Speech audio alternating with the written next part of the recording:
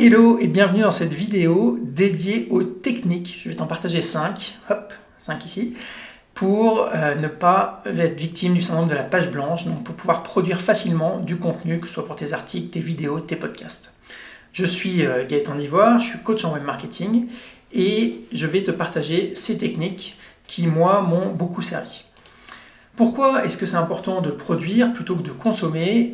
En fait, tu t'aperçois que si tu publies régulièrement du contenu de qualité, tu vas progresser beaucoup plus vite que tes concurrents.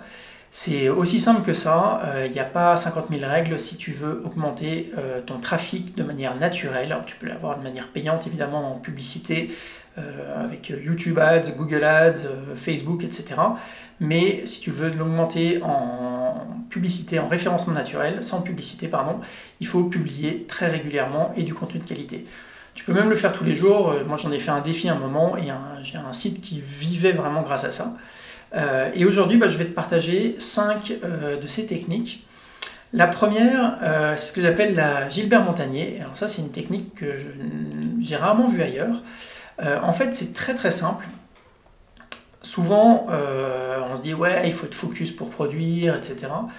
Et il y a une technique qui est toute bête, vraiment une astuce toute bête qui est anti-page blanche, c'est que tu vas écrire dans le noir d'une certaine manière. Alors pas en éteignant toutes les lumières autour de toi, mais tu vas te placer d'abord, tu vas ouvrir un éditeur texte, ça peut être Word, ça peut être Pages, ça peut être Evernote, Gmail, une application de notes que tu aimes bien. Dans l'idéal, si cette application de notes, comme Evernote, etc., peut enregistrer au fur et à mesure ce que tu écris, c'est encore mieux. Tu vas te placer avec ta souris sur la première ligne et tu vas éteindre ton écran, baisser la luminosité au maximum.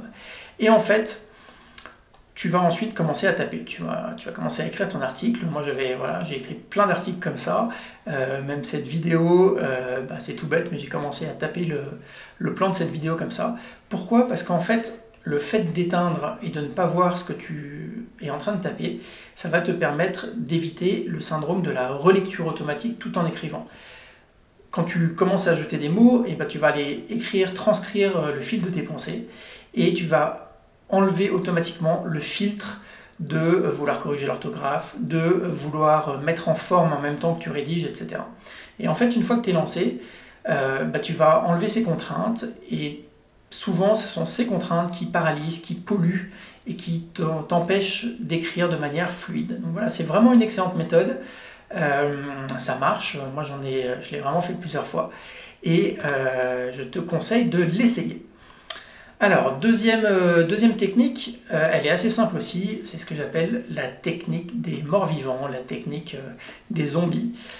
C'est que si tu n'es pas inspiré sur le sujet à propos duquel tu veux parler, il y a 3 solutions. Soit tu changes de sujet, c'est très simple, soit tu vas te promener et tu vas, en ayant une vue un peu plus large, ton cerveau va avoir d'autres idées, etc. Donc ça c'est la deuxième solution. Mais la troisième solution, cette technique des zombies, c'est d'aller reprendre toutes les notes que tu as prises depuis des mois et des mois sur le sujet en question.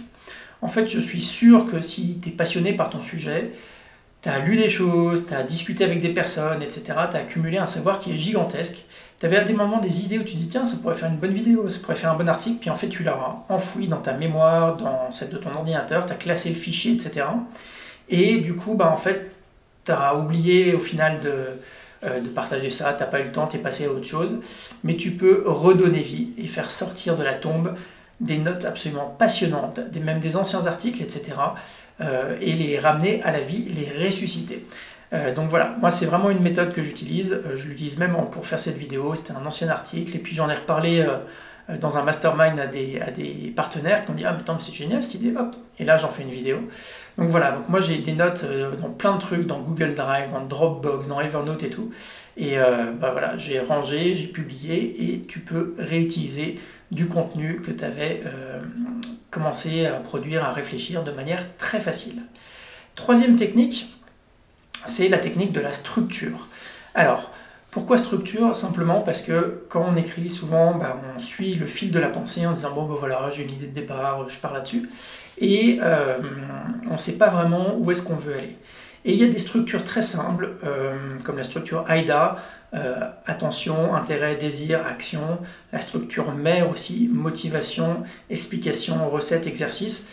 Tu peux aller chercher là-dessus, mais en fait des structures d'articles qui vont te permettre d'écrire de façon passionnante, de capter l'attention de ton lecteur ou de la personne qui regarde ta vidéo de manière très simple. Et avoir une structure, c'est vraiment une fondation essentielle pour écrire vite, bien et de manière efficace.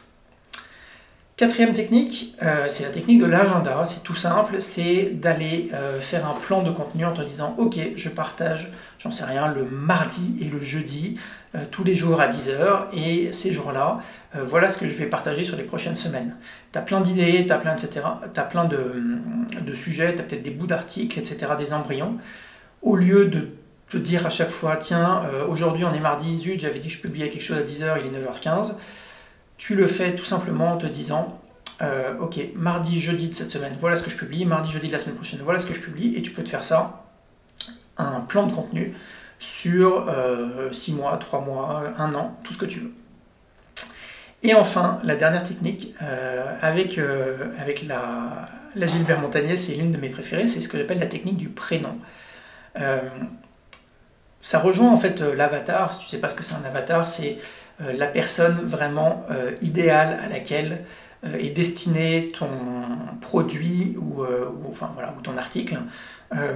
J'en sais rien, par exemple, c'est un homme entre 40 et 50 ans ou une femme entre 25 et 30 ans qui a eu son premier enfant. Voilà, ça peut être des choses très précises. Et cet avatar peut avoir un prénom. Et si tu n'as pas ça, tu vas être beaucoup moins pertinent dans tes arguments.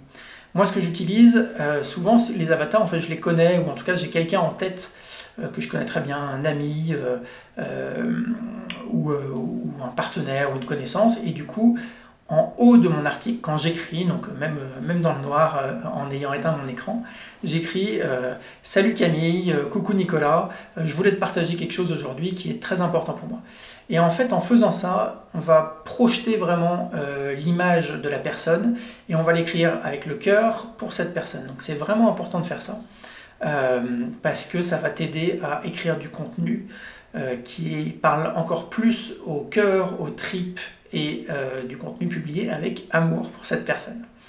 Voilà, je t'ai partagé ces 5 techniques. Si tu as envie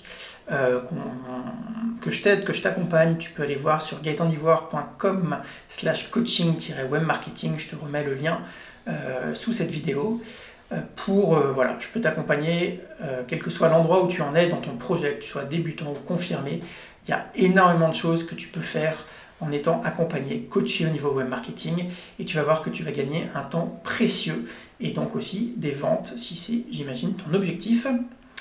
Si tu as aimé cette vidéo, je te propose simplement de la liker avec un pouce en l'air, un cœur, etc. Ça va aider d'autres entrepreneurs, des amis, etc. dans ton entourage à progresser eux aussi. Le web prend de plus en plus de place, il y a de plus en plus de personnes qui veulent partager du contenu, donc voilà, je t'engage et je te motive à le faire. Tu peux aussi t'abonner, j'ai une chaîne YouTube sur gaetandivoire.com/YouTube, une page Facebook, gaetandivoire.com/Facebook qui va rediriger vers la bonne page, mais sinon tu peux chercher Gaëtan d'Ivoire sur Facebook ou sur YouTube. Et enfin, pour te remercier d'être arrivé jusque-là, j'ai un cadeau pour toi, il s'agit tout simplement de la fiche action correspondant à cette vidéo. Tu peux la télécharger, tu as le lien dans la description sous la vidéo et tu auras tout simplement accès au résumé de tout ce que je viens de te partager. Voilà, je te remercie et je te dis à très bientôt. Ciao!